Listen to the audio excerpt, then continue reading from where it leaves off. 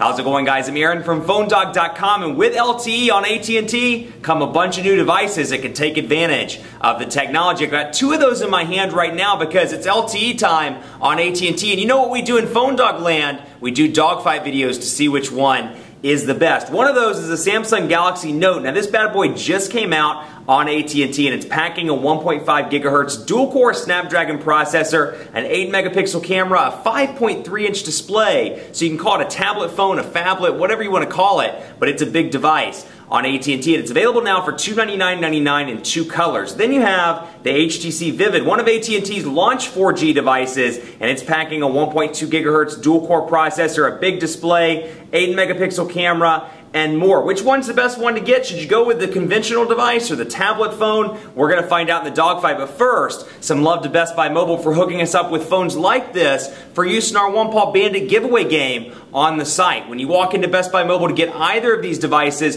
you don't got to deal with rebates, messy paperwork, waiting 8 to 10 weeks for those stupid debit cards that everybody hates. You're going to walk out the door without dealing with any paperwork at Best Buy Mobile. Let's take a look. Let's jump right into the speed tests and some of the stuff like that on both of these devices to start out part 2 of the video. And let's go into speed test and test the network speeds because both of these devices are running 4G LTE on AT&T's network. So we'll go in here and load these up and kind of configure these so they're similar. Let me jump into Tools, change that. Let's do Chester for both of these devices. So Chester, South Carolina. And we'll load up and begin the test on both. Now what I will tell you, call quality relatively decent on both of these devices. I'll give the slight edge to the Galaxy Note. I think it's a little bit better in the signal strength department, at least based on my testing. They've both been pretty well, or pretty decent in the earpiece department. Callers had no problems hearing me. I had no problems hearing them. I didn't get any of that like, you sound like you're in a wind tunnel. You know, those type of things that you always get from your mom whenever you use a Bluetooth headset. I don't know, maybe I'm just bitter because whenever I switch to a Bluetooth headset, I'm going to go off on a tangent for a minute, but whenever I switch to a headset, they're always like, you sound like you're in a tunnel, where are you at? And I'm like, I'm using a Bluetooth headset, testing it for work. Well, it sounds bad. Anyway, you get the idea. So, decent, you know, the speeds aren't necessarily LTE speeds, they're pretty poor actually. 4.86 megabits per second, 4.11 megabits per second, more like HSPA+, although I will say it's 4 o'clock, we're kind of entering rush hour, and I am in the middle of the city in Charlotte. So, you know, that may be part of the issue, but upload speeds, 3.8 megabits per second, about 4.5 over here on the HTC Vivid, but not impressive by any means. I've seen speeds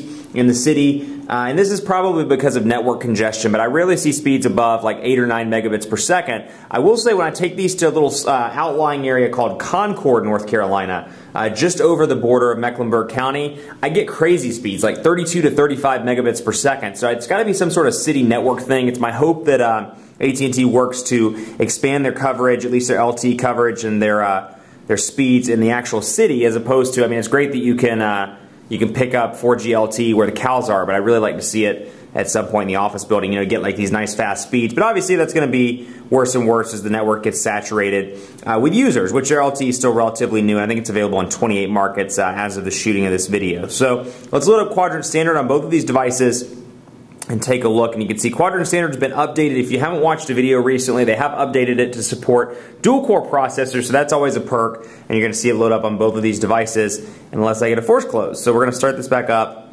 and try it again. Come on, Android, let's do this. There we go. And we'll get that to load up and get it to work like that. So they're loading up right now. I will say, you know, graphics have been relatively decent on both of these devices. Where you're going to struggle is battery life on the HTC Vivid. I found it to be actually much better on the Galaxy Note. You would think 2,500 milliamp hour battery over here, 1,620 milliamp hour battery over here. You'd think it would kind of be offset by the screen because this is a huge 5.3 inch display. This is 4.5 inch display. It is to an extent, but not really. Even with LTE connectivity, for the most part, with moderate to almost heavy use, I'm able to make it through a day with the Galaxy Note. We're talking like a couple hours on calls, some text messages, some emails, browsing the web, downloading apps, and more. I was never able to make this make the Vivid last a full day. I could get it at like 6, 7, 8 o'clock at night, but it would always die when I pulled it off the charger. This one, unless I'm just using it for crazy heavy use, I can usually make it till about 11 or 12 before this device requires a recharge. They both charge about equally fast. This one is not like the old Samsung devices where it takes an age to a long time to charge. It is a little bit better in that department, though, because it is a big battery.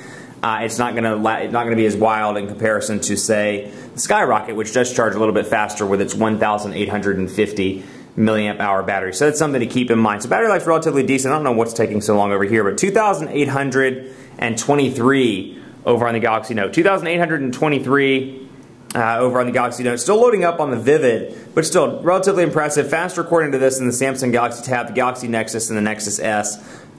So it is a relatively speedy device. Still, Snapdragon processor over here, so it's not running the Exynos processor that a lot of the Samsung devices are running. That's because LTE and Exynos don't get along. So whenever there's a device that has to be configured for LTE, be it AT&T or Verizon, they've got to switch it out to either a TI OMAP processor or a Snapdragon processor, anything but the Exynos processor, since it's not compatible. So it's still loading up over here. Let's get this running. Here we go. Finally loaded up. Benchmark result on the HTC Vivid. It's going to come in at, and let's wait for it to load, sending those results now, coming in at 1,662, and you can really see the difference here when you compare these between Super AMOLED HD and then the standard QHD display over here. Take a look at how vibrant these colors are, how black the black is back here, and how colorful the individual bars are. Really impressive on the Samsung Galaxy Note. Now while we're on the topic of kind of media and content, let's load up YouTube over here, because I want to show you, like I said in part one, this is going to be a great device if you do a lot of web browsing, you do a lot of YouTube watching. It's really a media device, and it's all about media, whether you're using the S Memo functionality for the S Pen, or you're watching videos or what. So we're going to go in here to Phone Dog Video,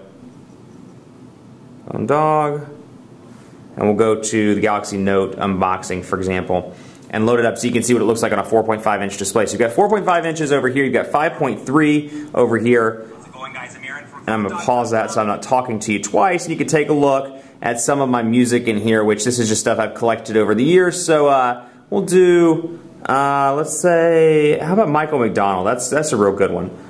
Let's do this. That's a real good one.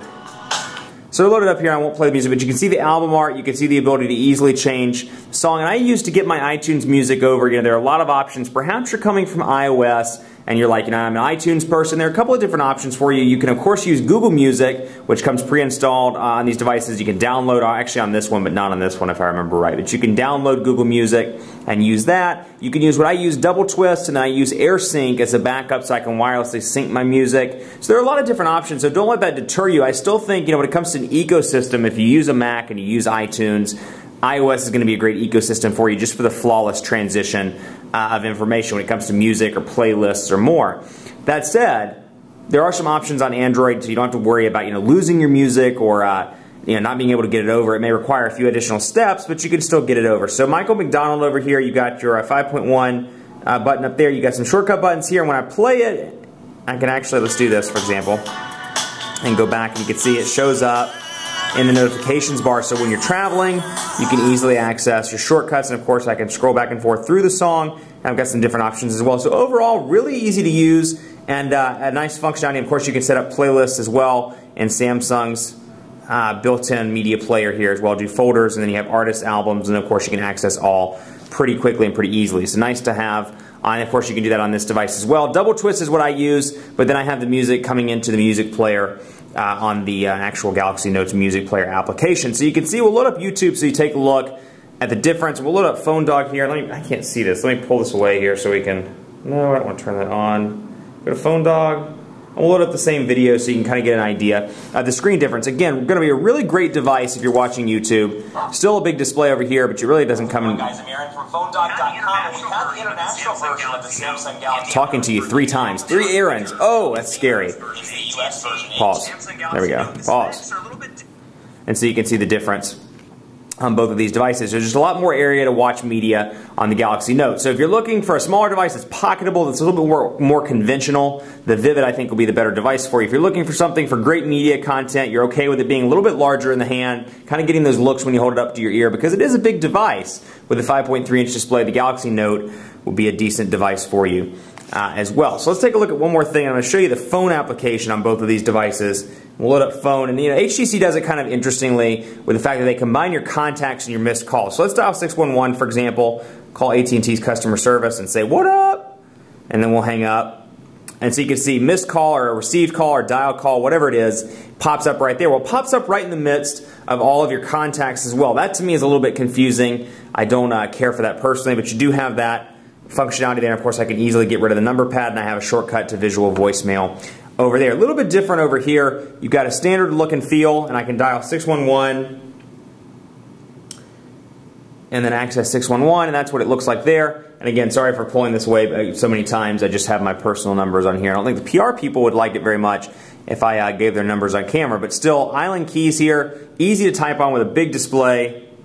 And of course, I have logs, contacts, favorites, and group shortcuts up there as well. One other thing I want to highlight, let's go to contacts on the actual in an HTC Sense 3.5. Let me do this. Can't talk and move stuff around at the same time. Let's go to people. Where is it? There, people. Okay. So we can go to Phone Dog Aaron, for example. Back.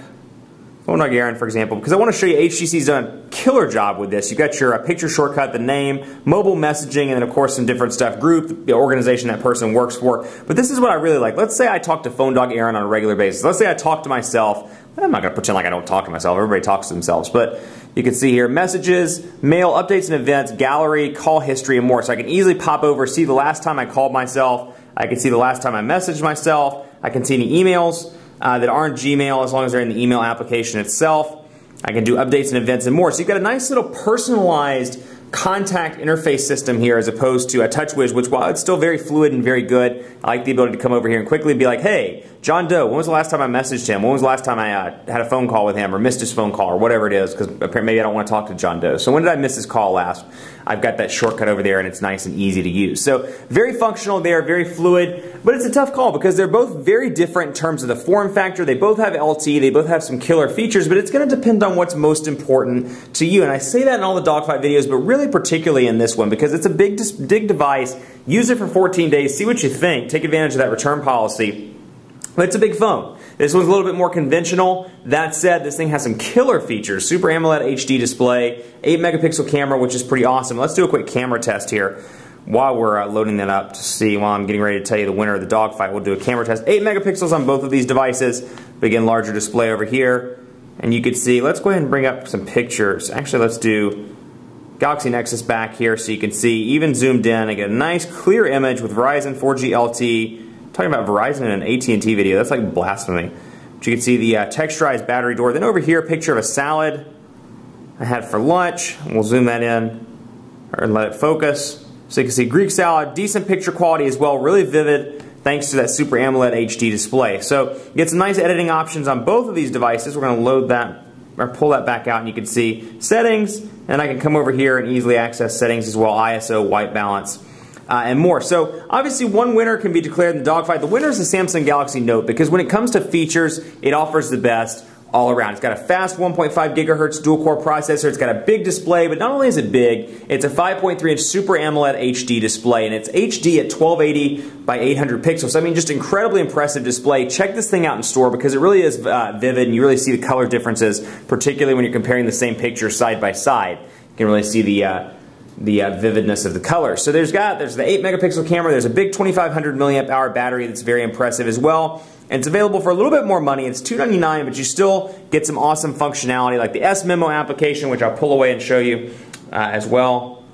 You can see cool pictures like this, which I drew, and I can come in here and change that around as much as I want to. I can use the built-in S Pen to take notes. And so it's got a lot of functionality considering that it's a tablet/phone hybrid. Then you have the Vivid over here, still a very impressive device, still LTE abilities, 1.2 gigahertz dual-core processor, an 8 megapixel camera as well. More of a conventional device, but I think for a lot of people that are watching this video, they're going to be like, I love YouTube, I love internet browsing. It's going to be a little bit better on the Galaxy Note. Much more coverage to come on PhoneDog.com with both of these devices, so keep it locked on the site. Be sure to like us on Facebook, Facebook.com/PhoneDog. We're awesome. We're super cool. Let's check that out, and be sure to follow me on Twitter as well. PhoneDog_Aaron. Let me know what you think, and I'm going to draw it out. PhoneDog_Aaron for cool drawings like this, and also some phone stuff thrown in there too. And on Facebook at Facebook.com/PhoneDogAB. Thanks so much for watching, and as always, we'll see you next time. Keep it locked on the site for more coverage of these awesome devices.